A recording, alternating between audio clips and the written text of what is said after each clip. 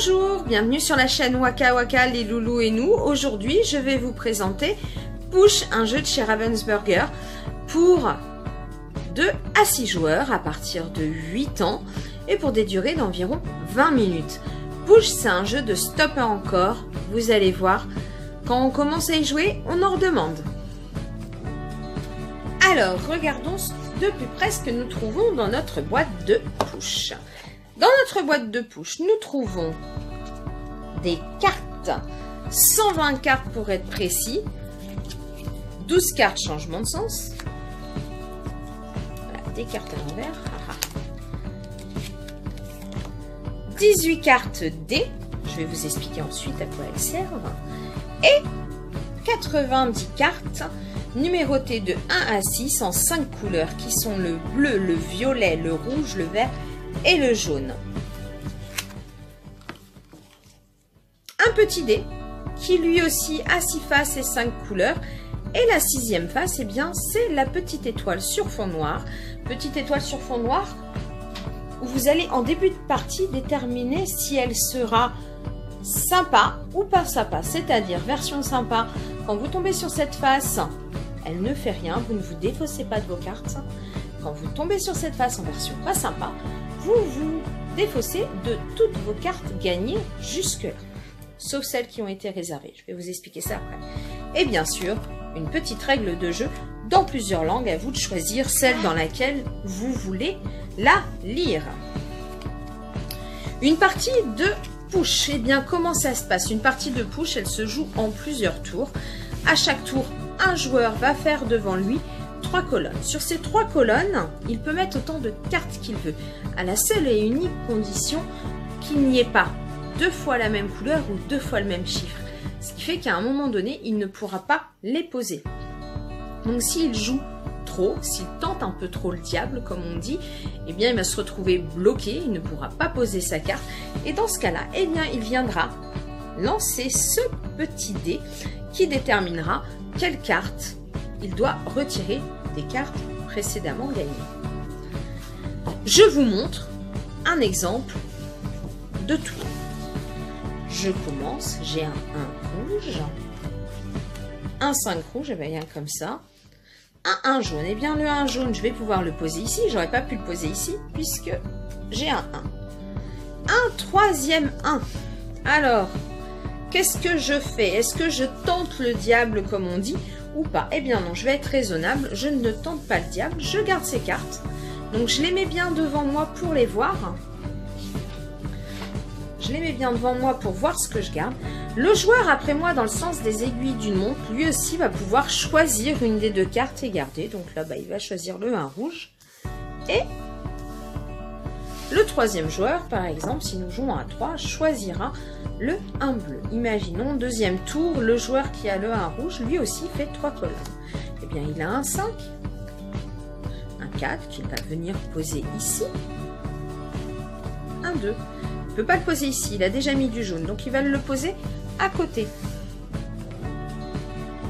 du violet. Il ne peut pas le mettre ici, il va le mettre ici. Et là, il a un dé. Donc il se dit qu'il a déjà donné pas mal de points à celui qui prendra cette pile-là, donc il lui met un dé.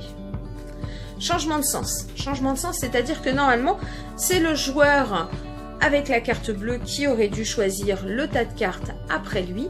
Et bien là, du coup, ça sera moi. Un 6. Donc là, il a un 6 jaune. Là, vous voyez, 3 jaunes, 2 violets. Ça commence à être un peu tendu. Il décide d'être prudent. Il récupère donc les cartes. Et les met ainsi. Moi, je suis prudente. Je prends un 6. Et le joueur suivant, lui, n'a pas le choix. Il va devoir prendre cette pile-là. Il prend cette pile-là. Mais il doit aussi lancer le dé comme il a la carte dé. Il lance le dé. On est en version sympa. Il ne se défausse pas de cartes.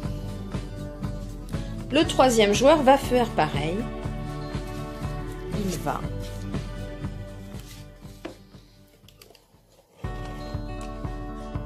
Il va donc commencer par un changement de sens. Donc, c'est le joueur ici qui choisira. Et il commence sa pile. Donc toujours le même principe. Donc rechangement de sens. Donc on est dans le sens à nouveau des aiguilles d'une montre. Donc là, vous voyez, il accumule. Un 5, il peut le poser ici.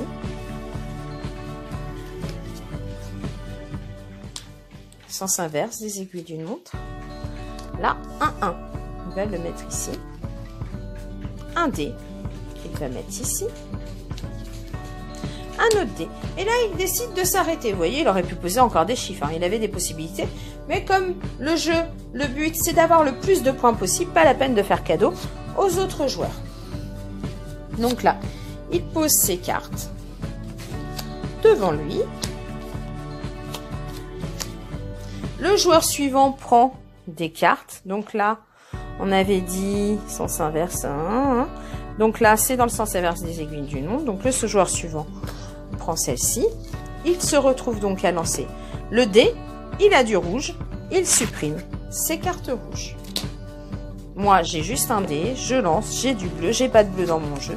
Donc je ne supprime rien du tout. La partie va continuer comme ça jusqu'à ce qu'on finisse le tas de cartes.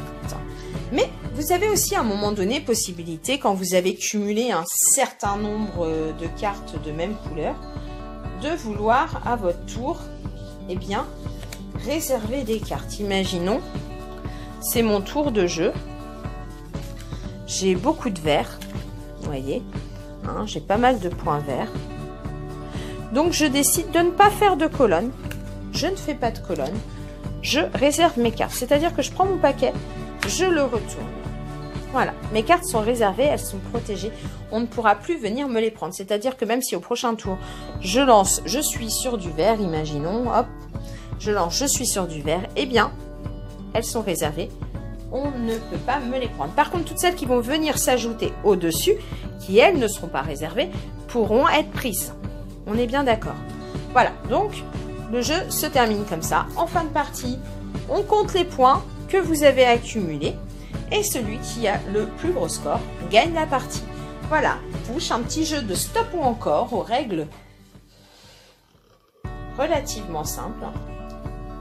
Et voilà, je viens de vous présenter Push, un petit jeu de stop ou encore qui va vous faire découvrir quel joueur vous êtes. Est-ce que vous êtes un joueur prudent, un joueur qui se laisse tenter par l'appât du gain?